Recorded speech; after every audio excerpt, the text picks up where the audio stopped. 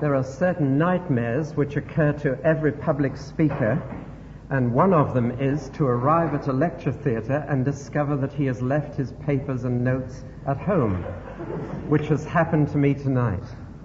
Nevertheless, we'll therefore turn the lecture into a talk and deal with the same subject and then invite questions. On the night before he was executed, a man called Jesus said, "I am the way, the truth, and the life." He did not say, "I will show you the way, I will speak the truth, or I will demonstrate the life," but he made a very exclusive claim, which was challenged a few hours later, the very next morning, when a pragmatic Roman governor asked him the simple question, "What is truth?" And this is the question which has been occupying particularly the younger generation over the last 15 years.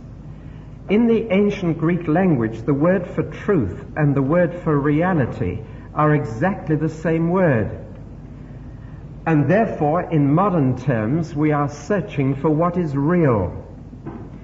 And the answer to the question, what is truth, what is reality, has undergone a silent but radical revolution over the last 15 to 20 years. And there are many people who are not aware of the revolution that has taken place. A revolution which means that many young people are further removed in thought from their parents than their parents are removed from the ancient Greeks.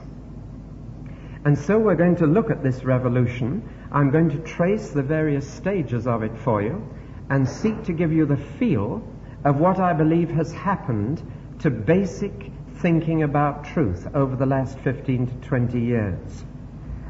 I want to begin with that approach to truth in which I was brought up and which has been the basic factor in the thinking of our Western civilization.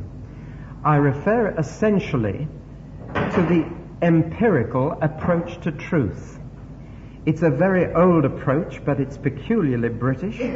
Such philosophers as Locke and Hume made it a British outlook, but it goes way, way back as far as a man called Aristotle.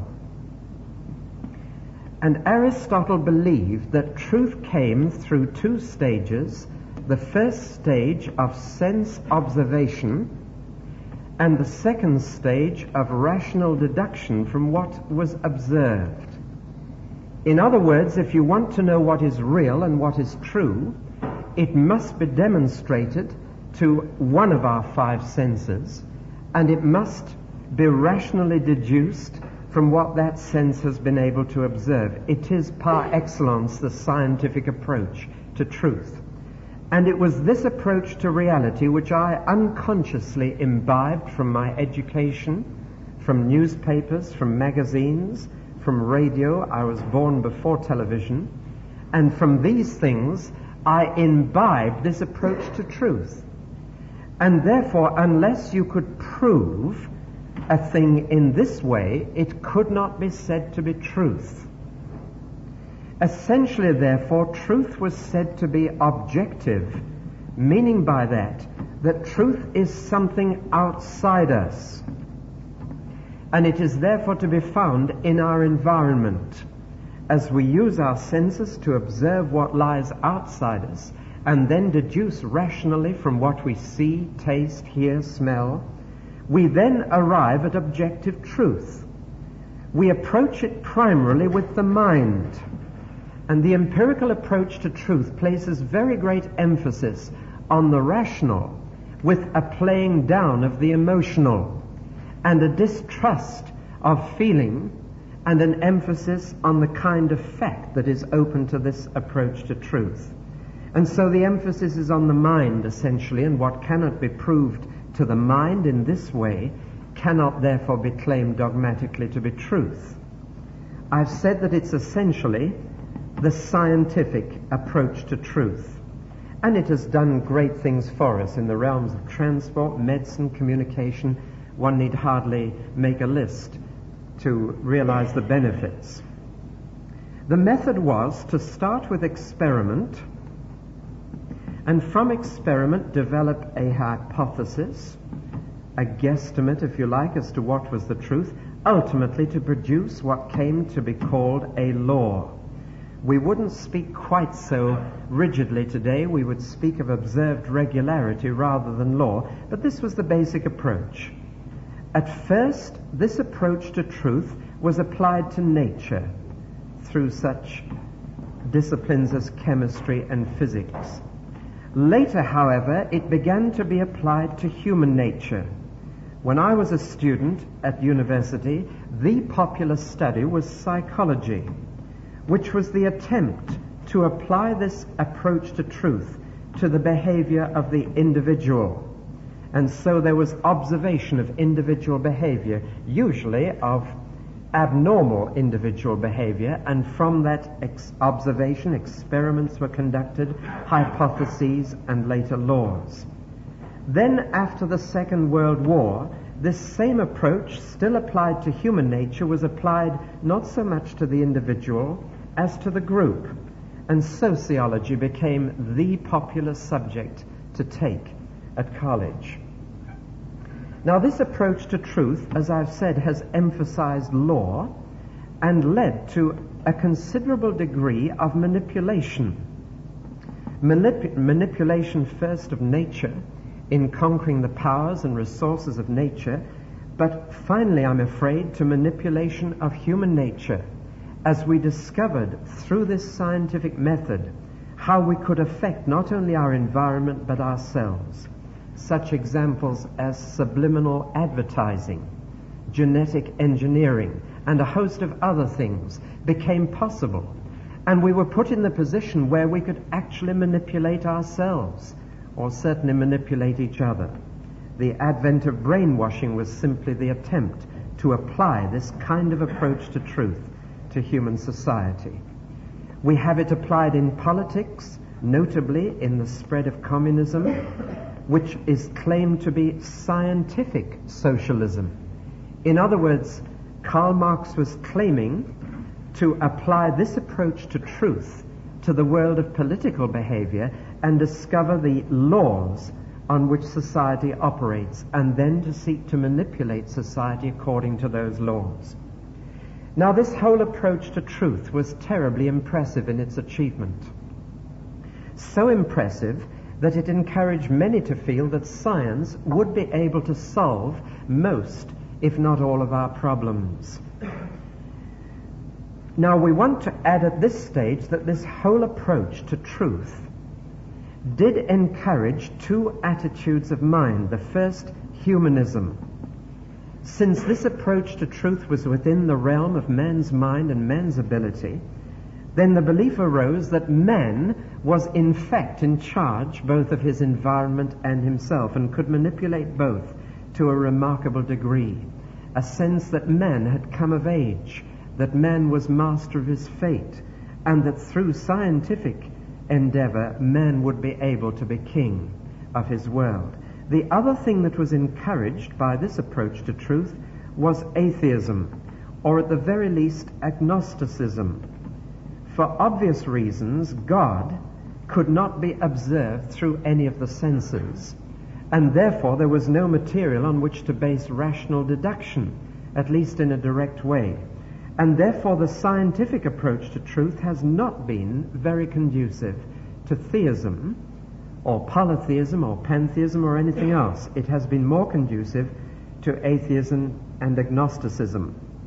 Technically speaking, it's impossible scientifically to prove that atheism is right. The most that science could do would be to say, we don't know. We cannot observe that there is a God, we cannot observe that there isn't. But this increasingly led to a secularism, an emphasis on man, and a de-emphasizing of God, with which I was familiar in the 1930s as I became aware of what men were thinking. Now, essentially, this empirical approach to truth led to an optimism, a belief that round the corner was the new world, that it was within our grasp, and that science indeed was the key that would unlock that new world. And so into the 20th century, which was the scientific era par excellence, from 1900 to, we'll say, 1960. Incidentally, 3/4 of the known scientists of history are still alive, as I'm sure you realize, and knowledge is doubling every 10 years at the moment. and in another 25 years we'll be doubling every 5 years. And so we really are in this era. The optimism had a few shattering experiences, such as 2 world wars, but it still believed that we could conquer our environment and ourselves to the degree that we could have the brave new world that we longed for. I believe that this outlook ultimately met its destiny with the moonshot, and that here we had one of the noblest technical achievements of mankind. I stayed up all night to watch it on television. I guess some of you did. Here was an incredible achievement based on this approach to truth. And yet, strangely, it turned sour and stale. I don't just mean that the second and third moonshot hardly aroused the interest that the first did. I mean that somehow it told us the universe was empty. That we'd got to the moon but found ourselves asking very much what was the point of having got there. To come back with 1/2 weight of dust and stone hardly seemed to justify the effort and expenditure. Of course, we discovered certain things, and it was there, and we went there because it was there, as once men climbed Everest. But somehow the whole technical search for truth went sour after the moonshot. People became disillusioned. That's how I read the situation. Indeed, people began to feel that man was becoming a machine, and that he was in danger of becoming a data card in a computer or a cipher, simply a cog in the machine. When you can manipulate man, you are treating him as a machine. And there began to be a reaction against our gadget-ridden society. In Morocco not long ago, I was talking to some hippies living in indescribably poor conditions, damp huts growing a little pot in a little garden plot outside, and they were just so happy to be away from a television set, a washing machine, a deep freeze. They were glad to opt out of this gadget-ridden society, feeling that that was making us all conform. Already people are talking of tattooing babies with laser beams on their foreheads, giving them a number, which will be their number from birth to death, their number for educational record, for criminal record, for health record, for job record, insurance record, and so on. In fact, it was one of the leading politicians in the common market who was talking about this quite recently. This feeling that we are all being caught up in a larger and larger machine, that the units in which we have to live are now so large that the individual no longer counts, that we are a number rather than a name. And there was a sense of failing to find anything beyond the natural through the scientific approach to truth, and therefore human nature was dissatisfied with this and hungry for something more. And a feeling arose that there must be something supernatural which would give a greater meaning to life than the discovery of the natural had given. And about 15 years ago, an astonishing reversal took place, particularly in the younger generation. A search for that which science had failed to discover came out in many different ways. One of the ways was the appetite for science fiction. Eric von Daniken's books, which he admits he writes with his tongue in his cheek. He's freely admitted it's a strange mixture of fact and fiction. But about 3 years ago, I found that almost every young person in the 6th forms and 5th forms of the schools of Guildford had read one or other of his books, Chariot of the Gods, and so on. There was almost a desperate desire to people an empty universe. The astronauts had been up there on a purely scientific approach, and they'd come back and said there is no life. And further penetration of space revealed that there probably was no life on other planets either. And so there was the horrible feeling we are alone. And this has bred a desire to people space with UFOs, with strange creatures, with people out there, some kind of life, intelligent life, trying to send radio messages to us, and a desperate search to discover that we're not alone, a search which so far has been fruitless. And so the growth of science fiction was one. At a very different level, you had, at a local level, objections to putting fluoride in the reservoirs to stop teeth decay. Why would anybody object to that? Surely it's seeking to do good to people. The answer is very simple. This is manipulation. If you can put fluoride in a reservoir to do my teeth good, why can you not put something else in the reservoir? Why not put a tranquilizer in there just before we vote on the referendum to go into the common market? Now, this may sound a crazy and a silly notion, but one of the novels which embodied this is a novel called Wild in the Streets. And you may have read that novel, in which a teenage pop star becomes president of the United States. Not such a crazy idea in view of the lowering voting age and the fact that the mass media is now the key to an election. And one of the first things he does is to put LSD in every reservoir in the United States so that the middle-aged generation is forced to take a trip and to find out how good it is. And a teenage pop star replaces the kind of manipulation of this world with his own manipulation to force people to do what he feels is good for them. Well, now that's the scientific approach, and it left man as a machine, essentially. And man said, I am not a machine. Young men particularly said, we are human beings, and therefore there is that within us which you can't find in a machine.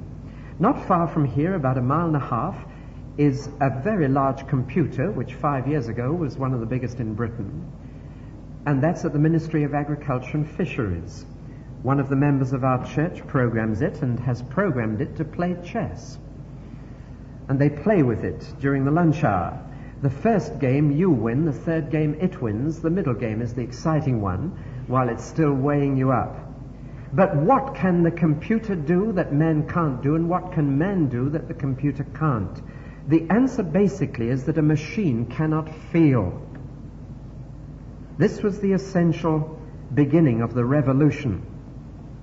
That science is an unfeeling approach, indeed that you've got to keep feelings out of the scientific approach to truth in order to be objective, in order to make sure that you are not swaying the results by what you want, by what you desire, or by what you don't want, what you don't desire. And so the feeling arose that a computer cannot feel, and that this is what makes us humans. A computer may outthink me if it's programmed, but it can't feel.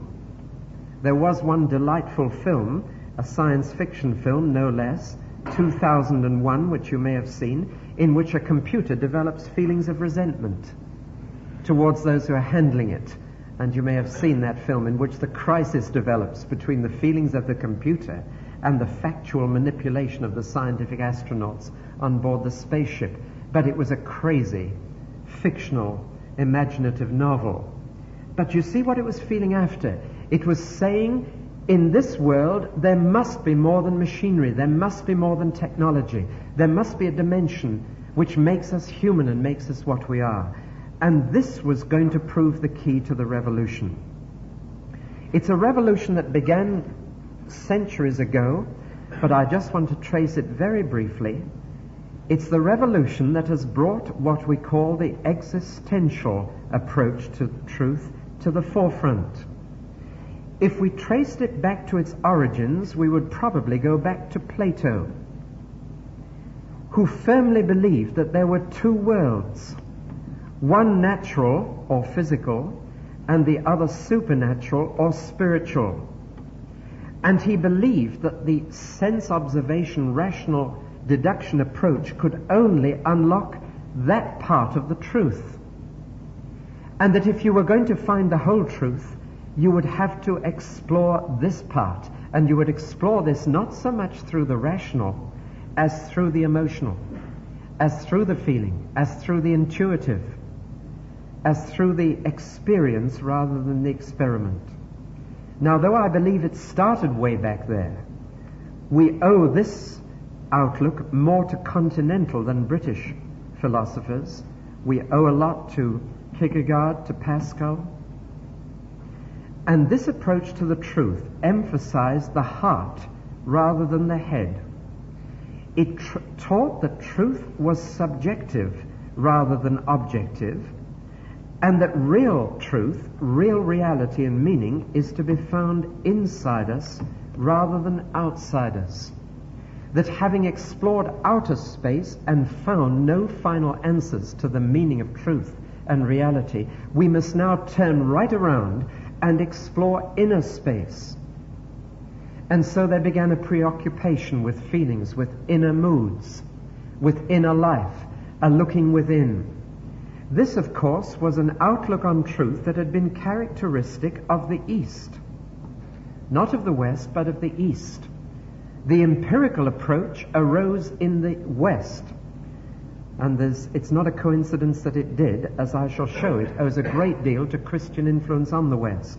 This was more characteristic of the East, which concentrated far more on the inner world than the outer world as the clue to meaning and reality. I switched on the television at midday today while I had my lunch and found Monty Maudlin interviewing a Hindu about yoga while he tried to sit cross-legged in front of him. And I just marveled at this unique combination of television which arose out of this Western scientific approach to truth being used to convey a search for inner truth through yoga. It's not the only extraordinary combination of East and West that we're seeing today. For example, I was walking down the Champs-Élysées in Paris and saw a queue of well-dressed and reasonably educated, by the look of them, Frenchmen who were queuing up outside a shop, and inside was a huge IBM computer with about 5 big boxes wired together finally to an electronic typewriter, and they were paying the equivalent of £3 sterling for their horoscope for the next month. 30 pages that were typed as quickly as that. You fed your date and place and time of birth in at this end. You got your computerized horoscope out at the other end. What an extraordinary combination of the rational and the irrational. It could only happen in the last 15 years, I believe. But this was the revolution. The existential approach to truth was taking over, and the East was beginning to penetrate the West. And young people were looking to the East, and the Beatles were off to India. And youngsters were getting home from school and taking off their school uniform and putting on kaftans. And people wondered why, and why so many were heading off to Afghanistan, where there is a huge community of American and European youngsters. And why a young 15-year-old Indian could come to these shores and get a fantastic following while he sat on a cushion and ate ice cream and told us how to find reality. What is happening? Why is there this revival of interest in Eastern outlook? In Zen Buddhism, there is now a Buddhist temple not far from here. That's something new to this country. I believe in the mural downstairs, New Concourse. Is there not a figure of Buddha somewhere in the middle of that? Why, in a technical society, in a scientific outlook, has there been an invasion of what I want to call the irrational, not in any critical way? I mean the attempt to discover reality apart from the scientific and rational approach to truth, the interpenetration of the irrational into the rational. Let's go a little further with the existential approach. The emphasis was on feeling rather than fact, on experience rather than experiment, and that word has perhaps become the key word of this approach to reality. The search was on for a meaningful experience. It would have to be in the now. It would have to be inside me. It would therefore be an intensely individual approach to truth. For no one can have my feelings exactly. The scientific approach brings us to universal truth, so that the truth I discover scientifically will apply everywhere in the universe. If Newton discovers the law of gravity or formulates it, it will apply on the moon equally as on Earth. Not to the same degree, of course, because there's a difference in the mass of the bodies, but it will apply. And therefore, scientific truth is universal truth. Nothing you can do can alter it as an individual.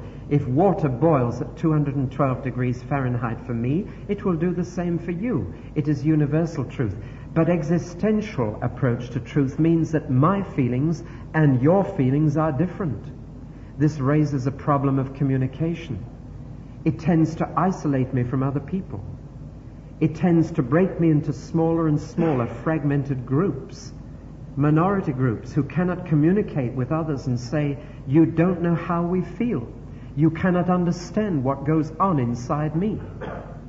And there is the breakdown in mutual confidence. So it's essentially individual truth.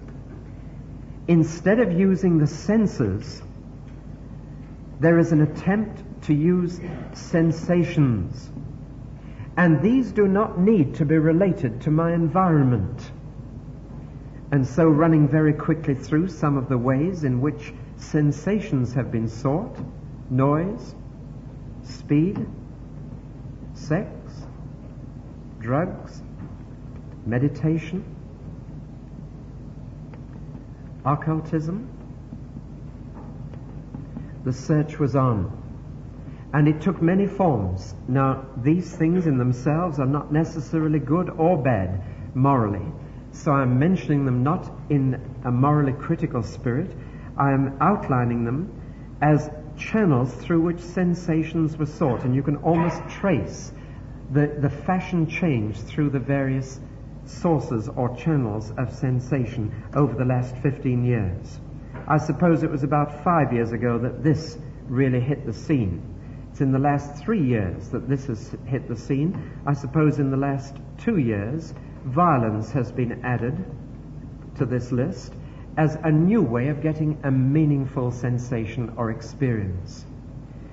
Unfortunately, all of these have proved to be something of a disappointing quest when it came to the search for reality and truth, because all of them proved in the last analysis to leave us unrelated to reality. The very word trip is intriguing because it implies that you have to return from it,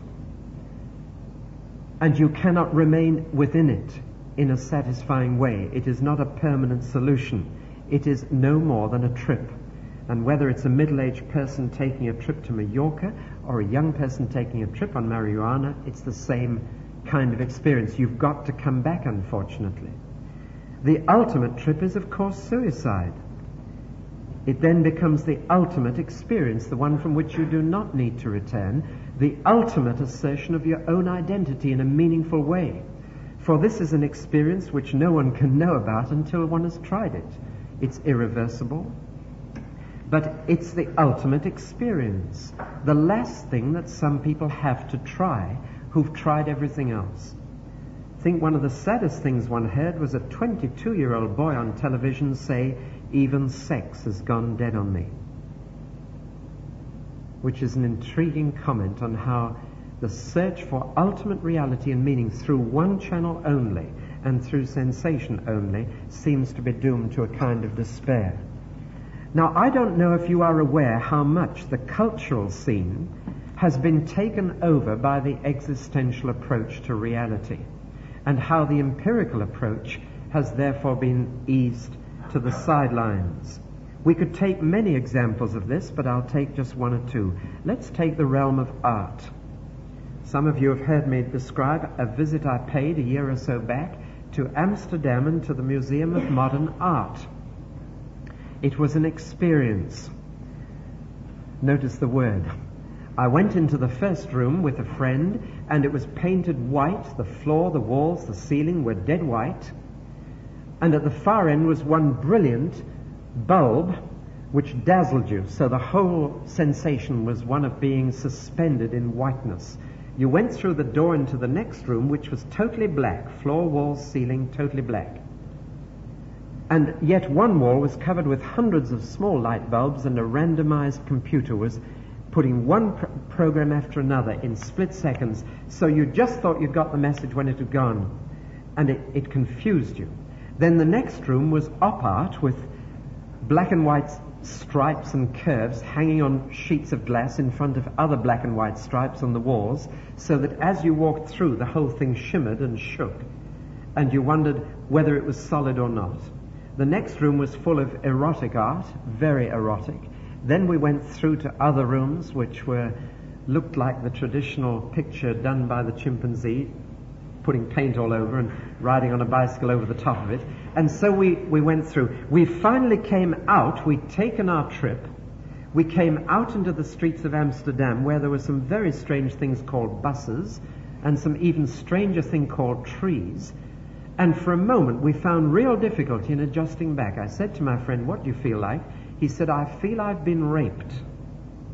And I said, "What do you mean?" He said, "I feel I've been robbed of my mental integrity.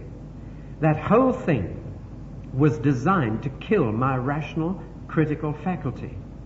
It was designed to give me an experience of deep feeling, which may not have been the feelings that the artists had when they did it, but were nevertheless my sense of reality as I went through the exhibition." You may not believe this next example, but in a hall behind Selfridges in London, there was not long ago a music concert for which people were paying £3 a ticket. And a man sat on the platform in front of a piano and played not one note for 2 hours. And people left saying, "What a wonderful concert." Now the theory behind it was this, that music is composed of noise and quiet between, that there are gaps between the notes, and that the silence is as meaningful as the noise. And therefore he sat at the piano and said, "I will only play if I'm moved to do so, if I feel like doing so. And if I don't, the silence will be as meaningful as the music I would have played." And he got away with it. I only wish I'd thought of it first. But in fact, what he had done was this. He had given about 500 people a new experience. The experience of being quiet for 2 hours. And they had appreciated the experience. It had been meaningful, and each of them had had their own feelings and thoughts. And he charged them for it and got away with it. But he understood what was going on. He was a man who knew how to exploit the situation. And he was simply exploiting it musically. I read an article recently by Bernard Levin on what is happening to drama in the West End theatre. Why are there so many plays without any story, without any plot, just a slice of life? And you come away saying, well, what was the message that the playwright was trying to write into that? And the answer is, you are asking the wrong question and betraying by your question that you belong to an empirical age that has to have a rational message. What you should have asked is, did you get any feelings? What kind of feelings did you get within that situation? And did they help you to feel that life was meaningful or not? Of course, the message that is coming out of all this is that life, in fact, has no meaning. That is why we have the theatre of the absurd. That is why so much modern art is meaningless. That is not saying it is bad art. I'm saying it's meaningless because it is saying that the existential approach to truth has not found reality. It has not found meaning. If the scientific approach tended to make man think he was a machine, then this approach has tended to make man into an animal, a creature of whatever sensations or experiences he can get in the existential moment, with death as the ultimate experience.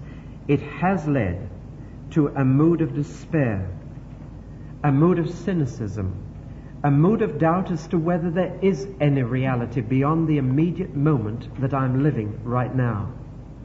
Whether you are getting any meaningful emotions out of this talk or not, I don't know.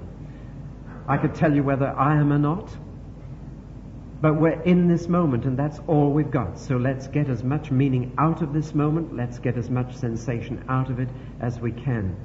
But in the last analysis, you don't get much. And this too is now running out of steam. And I detect that about 4 years ago, the existential approach to truth began to run out of steam. And people began to say there must be some other channel to reality. I believe that we're at the beginning of a third phase in the revolution.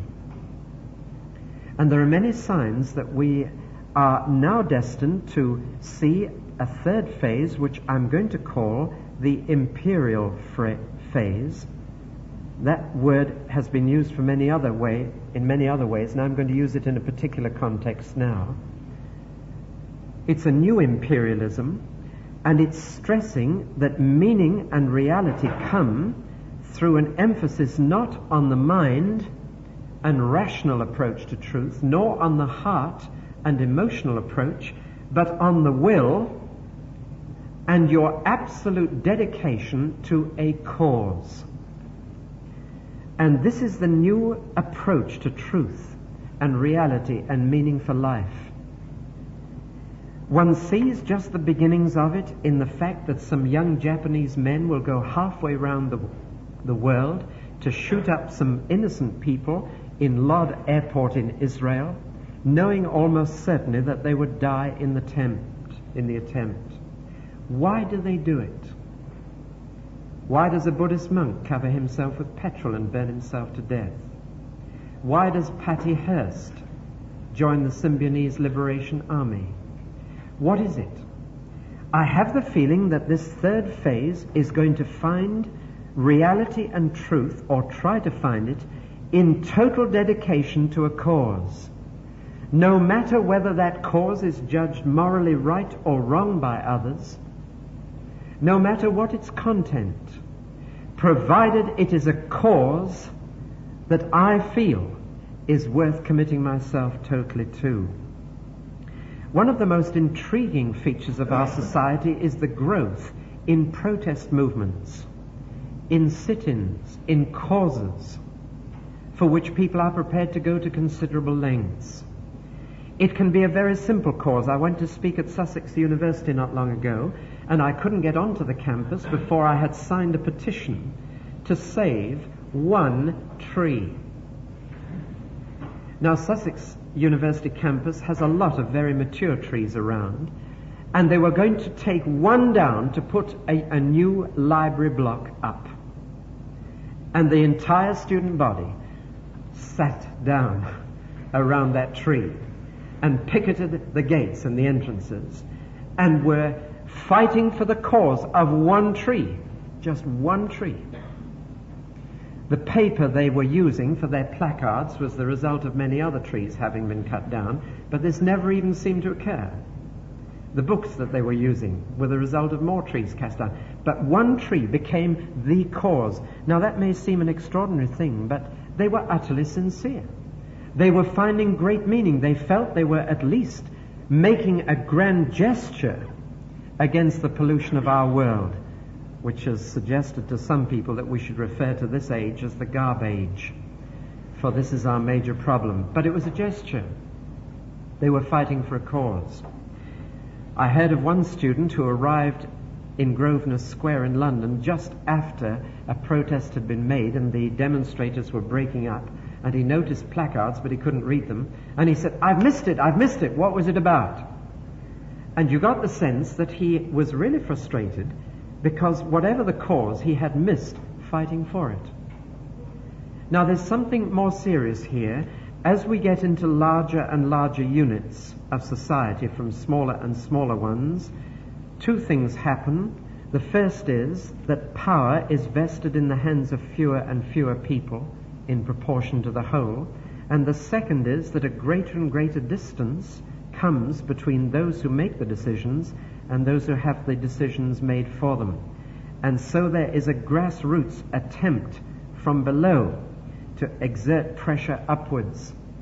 One of the most intriguing finds of a recent study of the troubles in the motor industry in this country was this: that the men were striking for one basic reason. It was not a rational reason, but it was a profound one. They were striking because they were finding purpose in life, in the cause. The sheer boredom of being part of an assembly line, the sheer monotony of being part of a machine, had brought them to the point where any strike was a relief and a meaningful thing. Any strike, whether it was official, unofficial, justified or not justified. It was a break from the routine. It was an attempt to break upwards. It was an assertion of the will. It was saying, we count, and we should be taken note of in decisions. We are not machines. We are not just factory hands. And that was the deep-root cause, and they are now doing some research to try and find out how this can be met in a healthy way that will not bring the industry to a standstill. But basically they were not after more money, they were not after shorter hours, they were simply finding meaning as human beings in the cause. Now I predict that this will increasingly be a feature of our society, and therefore, alas, it will mean the increase of violence. It is bound to, because when wills clash and we need the machinery or lack the machinery to impose our will on others, then we resort to force. And we fail to understand the revolution if we say, well, why can't these people sit down rationally? Why can't those who want this and those who don't want them to have it, why can't they sit down around a table and talk? You see, that is a question of an empirical mind, and it fails to realize just how meaningful the protest is. I remember the protest in the Guildford Art College.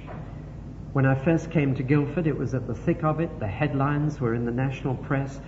Police bring out dogs against students. Now, I went in regularly to talk to the students in the Guildford Art College, and the thing that struck me so forcibly was this.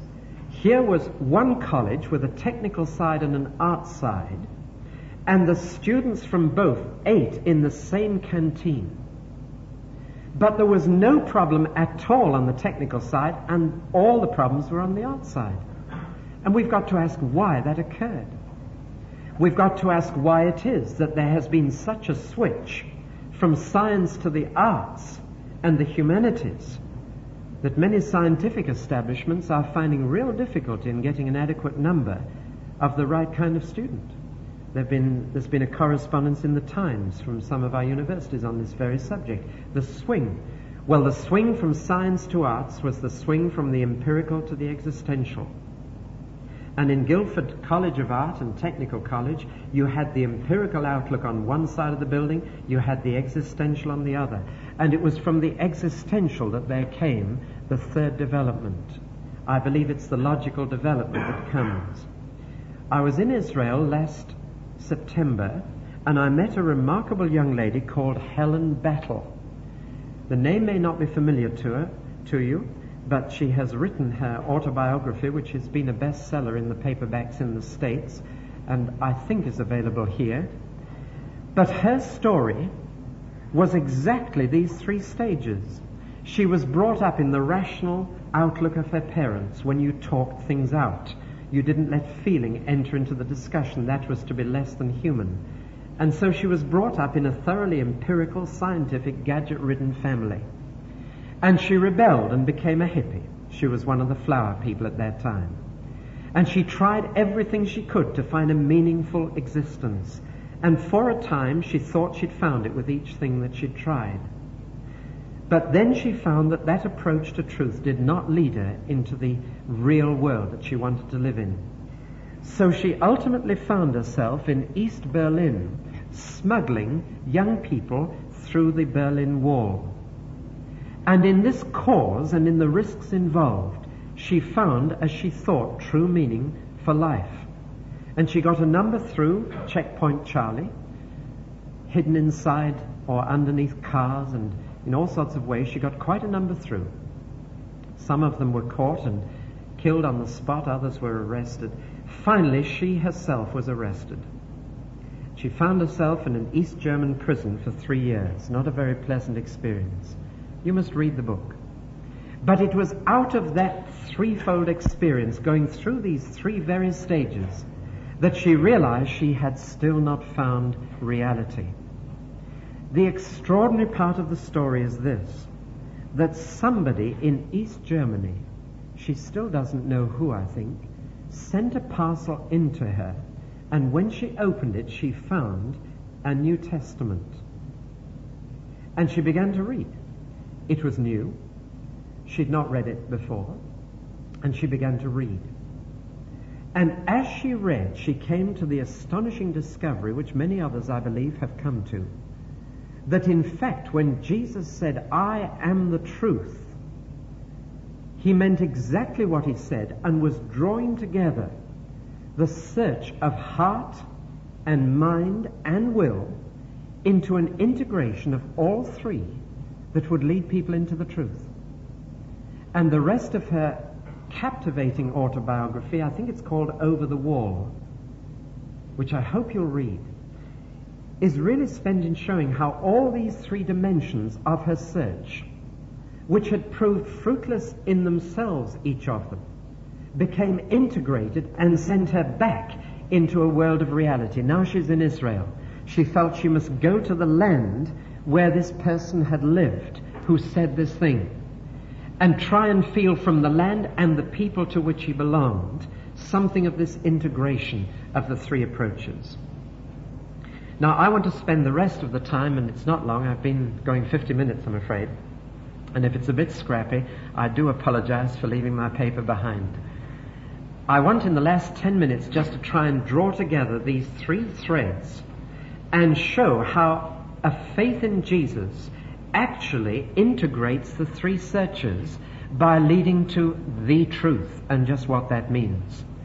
My talk was entitled or subtitled Empiricism, Existentialism and Christianity. So now you're in for the third part. The first thing is this, that there is no doubt that Jesus is wide open to empirical and rational inquiry.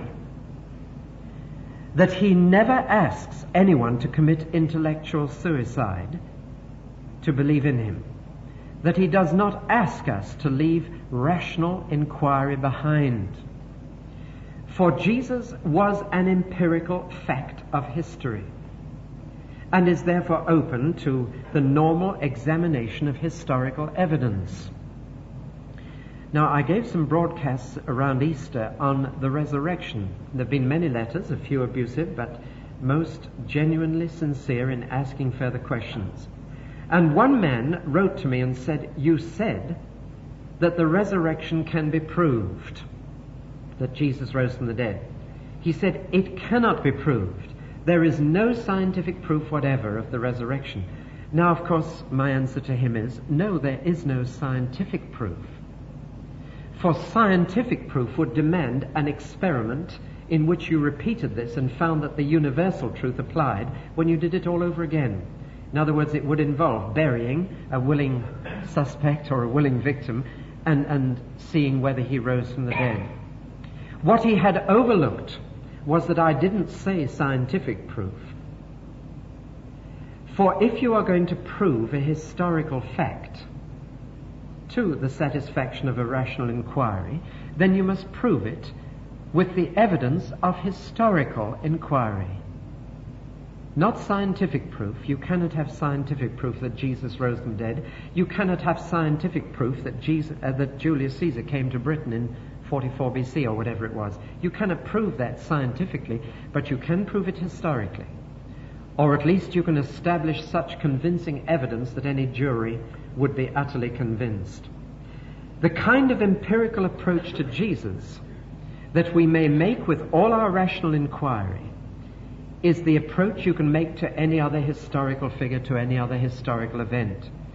And I believe that those who are prepared to approach Jesus empirically, with a critical faculty, but without the prejudice that prevents one from looking at the whole truth, that the evidence for Jesus being the truth is very profound. Two Oxford dons in 1921 realized that if you could ever prove that Jesus did not rise from the dead, Christianity would be finished. And indeed it would. I'd be out of a job and the church would finish. And so they decided to pursue their studies independently during the summer vacation to prove historically that the evidence was inadequate for that event. When they met together again in October, one of them said to the other, "I'm very embarrassed to have to say to you that having examined the evidence for 2 months, I am convinced that the case is proven." The other Oxford don said to him, "You don't know how relieved I am to hear you say that." And together they wrote a notable book, which is still available in libraries, though it's out of print. More recently, someone called Frank Morrison has done the same, a student of law, And from a legal point of view, he set out to examine the evidence, which is the evidence of testimony. It's the kind of evidence that will, if it is genuine, have those apparent discrepancies which are due to people telling the truth. If 5 people agree exactly on an historical event which they claim to have witnessed, then you can certainly question the truth of it. And from the apparent discrepancies which on further examination resolved themselves, he realized that indeed this was true. You see, Jesus is empirical. He's an historical figure. And that may be examined rationally. His teaching may be examined rationally. The facts of his history may be examined rationally. The people to whom he came and from whom he came, namely the nation of Israel, their history can be examined rationally. And so the great advantage of having faith in Christ is that your faith is based not on meditation, not on an existential or subjective approach, but on historical fact. It's one reason I'm so glad to have the Bible as the basis of my faith, as compared with many other sacred books. For other sacred scriptures that I read in the world are composed of philosophy, of ideas. But when I pick up my Bible, I'm reading about facts. I'm reading about so-and-so who begat so-and-so. And I'm reading about a good king and a bad king of Israel. And I'm reading about things that happened that may be empirically examined, if only through the science of archaeology, which has in fact profoundly confirmed so much of biblical teaching and its historical accuracy. So there's an empirical Jesus. But if that were all, then 2/3 of my personality would fail to be satisfied. For the thing that we're realizing more and more is that the human personality is made up of mind, heart, and will. And that if you try an isolated approach to truth with any part of your personality, somehow you lose man in the process as a human being. You either become a machine or an animal, whatever. You cease to be fully human because part of your personality is denied. And so I'm so thankful that Jesus is not only an empirical fact, but an existential experience. Now, when existentialism came in, with its belief in the non-rational and in the supernatural, the climate of attitude toward religion changed in the Western world. Not only towards the Christian religion, but it became sympathetic to Buddhism, to Hinduism, to many other isms. But in that climate there arose a new movement among young people called the Jesus movement. You've heard of that? And about 10 years ago, it's pretty well faded out now, as you probably know, but it came rushing in about 10 years ago. Suddenly everybody was wearing Jesus stickers. Suddenly the name of Jesus was appearing on television. Suddenly shows were box office appeal in London. Jesus Christ Superstar, Godspell. Now that could not have happened 25 years ago. In the empirical era, when you had to prove everything rationally from sense observation, it was not the done thing to mention religion. You were regarded as an anachronism if you did, and to mention the name of Jesus was a social faux pas. But suddenly there was a new climate, and it was a climate created by the fact that people discovered that Jesus gave an existential experience, and that there was an emotional dimension to Christianity which our rational Western Christianity had lost. One of the exciting developments in the Christian church round the world today is a rediscovery of the emotional content to Christianity. The cathedral up here on the hill has seen some of the scenes. I think of just one evening, not long ago, where that cathedral was so packed that you couldn't walk across the floor. And people were dancing and singing around that cathedral for about a couple of hours. It was so full that they couldn't take the collection. And people thought, what is happening? Is this Christianity? Is this religion? I thought you had to be sober. One lady went to a church in London, and in the middle of the very sober and dignified service, she shouted, "Hallelujah!" And the verger came over to her and said, "Madam, would you mind not interrupting the service?" And she said, "But I've got religion." And he said, "Well, you didn't get it here, madam." Now, we have grown up in this kind of rational, philosophical, dignified religion, which altogether ignored the existential Jesus. Had all the facts right, could recite the creed, could label all the doctrines, but did not have a release of emotion. Now, one of the things that is happening, and if you go to church, you'll see it, it's beginning to move people without letting go the empirical basis. This is the important thing. Without decrying the rational, without committing intellectual suicide. For Christians are studying today more than perhaps they've ever done. They're really getting down to it. I'm speaking of the average Christian now. He's studying, he's reading, wanting to grasp the truth. But the existential Christ is satisfying the heart. And the Jesus movement has not fizzled out. It has in fact gone into the church now. It began outside the church with hundreds and indeed thousands of young people on the western coast of America initially, discovering that in fact you could take a trip on Jesus. I'm using their language. But it was not a trip that you had to come back from, but a permanent trip and a permanent journey. But what has happened now is that these young people, having discovered the existential Christ outside organized Christianity, have now, by indirect influence, enabled Orthodox Christianity to rediscover this dimension. And so the churches, having become more open, these young people have now come back into the organized church. And that's where you'll find the Jesus movement today, inside the churches of America and Britain and elsewhere. The third, however, dimension of faith in Jesus is the one that integrates the other two.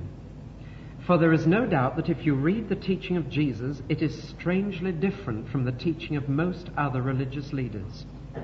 And the difference lies in the fact that he did not place his primary emphasis on an appeal to the intellect, nor did he place his primary emphasis on an appeal to the emotions, though both were satisfied by his teaching. The primary emphasis was every time on the will, rather than the mind and heart. And it was he who demanded an absolute, totalitarian claim on the wills of men and women, and would accept them as his followers on no other terms than total devotion to his cause, even to the extent of dying for it. And very few, if any, have made the kind of totalitarian claims on a man's will that Jesus has made.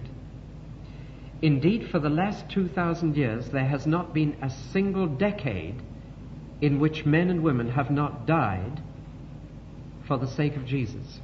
Not one decade. And the number of martyrs in the 20th century is greater than for any other previous century. I don't know if you realize that there have been hundreds of Christian martyrs in the last fortnight.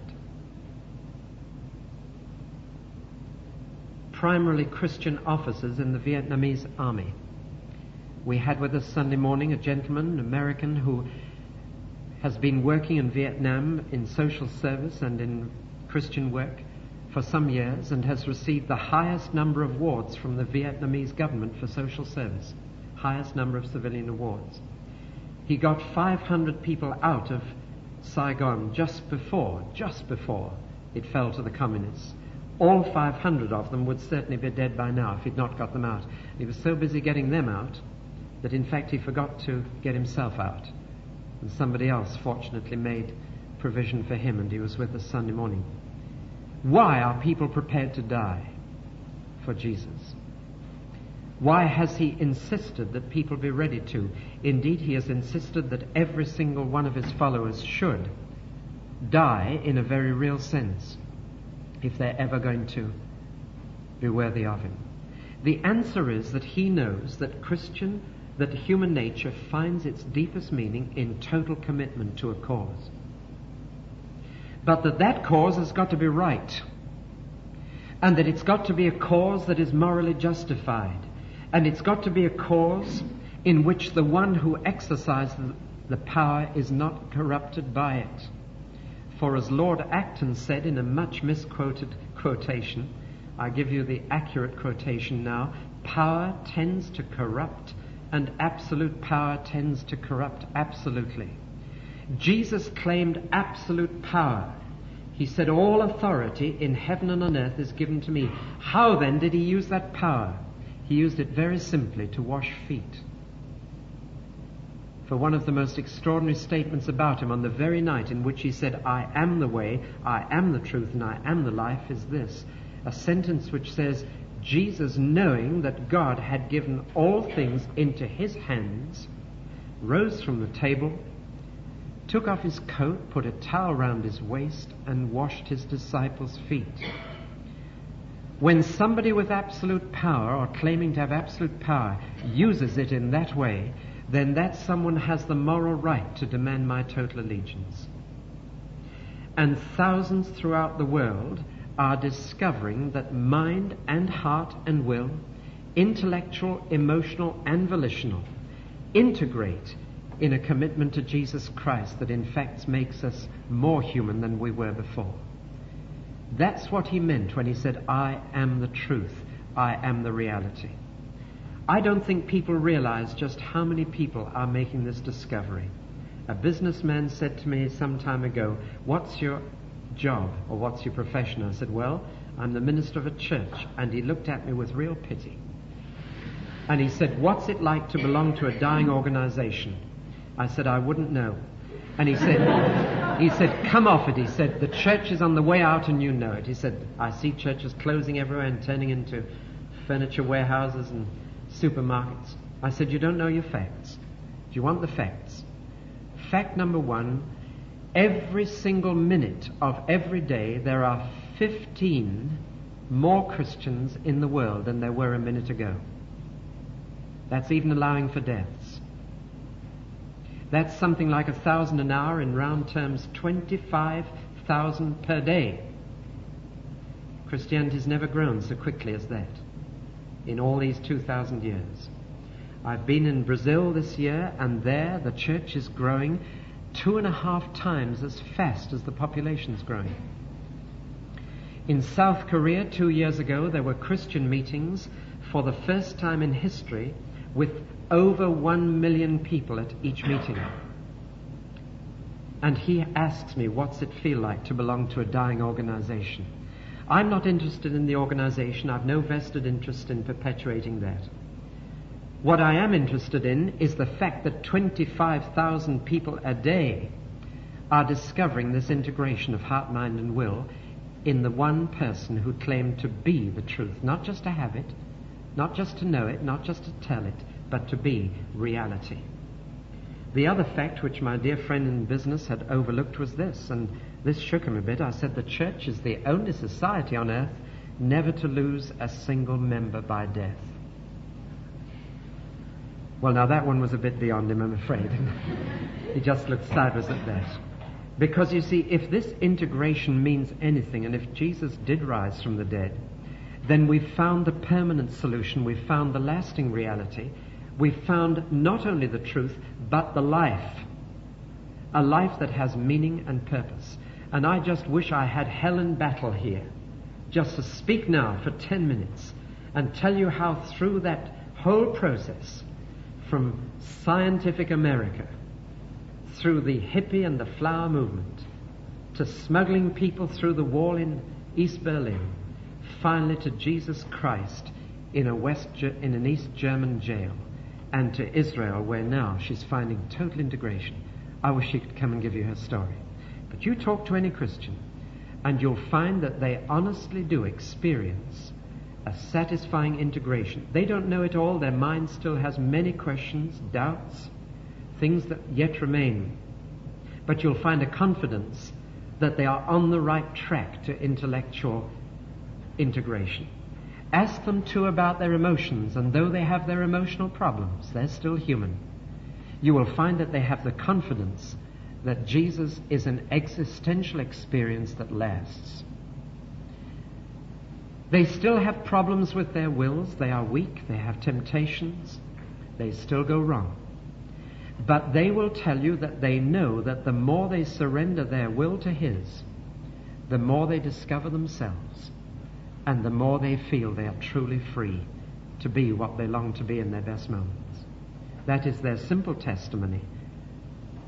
And they believe they've not missed the revolution, that they're right in it.